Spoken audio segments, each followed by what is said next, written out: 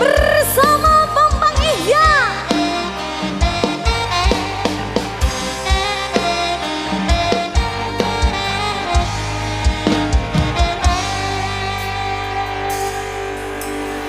Aku tresno ro kowe, tresno sing satenane. Kabeh wis tak kekiro kowe atine.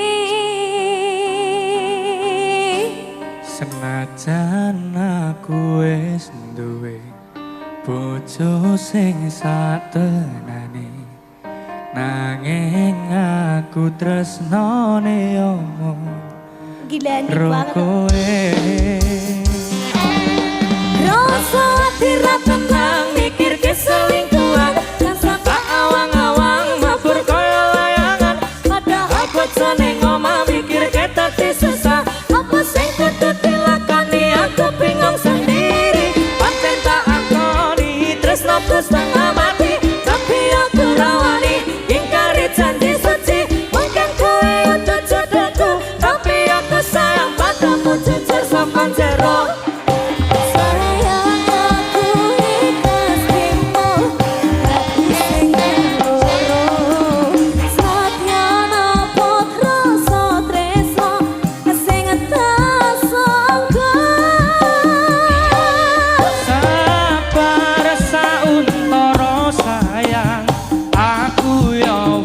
Berjuang datek ngimpi tenanan,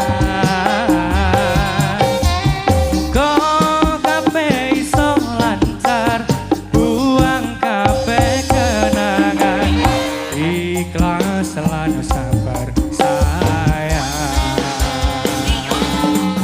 Cincin wis ngalingkaran ngecari manisku, janji wis tak ucap ning arep penghulu. Saiki yo wis kalah arep ngomong ke citra, aku mau ngomong donga kowe iso bahagia. Senajan statusku saiki ora dhewe, tapi ojo nganti leren tresnoku karo kowe. Moga-moga kabeh dikei dalan supaya dadi padang. Anggone awak dhewe lek kendak Sayang aku ikhlas ringmu, dadi sing keloro. Sadyan apa rasa tresno sing tak sangka. sabar sauntara sayang, aku yo wis berjuang kabeh iki tenanan, muga kowe iso lancar, buang kabeh kenangan, ikhlas lan sabar sayang. Karena ngajari manisku, janji yo wis tak ucap ning ngarep penghulu. Saiki yo wis telat arep ngomong ke citra, aku mau ngamen donga muga iso bahagia. Najan statusku saiki ora dhewe, nganti leren tresnoku karo kowe. Muga-muga kabeh dikei dalan supaya dadi padang, anggone awak dhewe lek kendaan. Sayang aku ikhlas trimo, dadi sing keloro.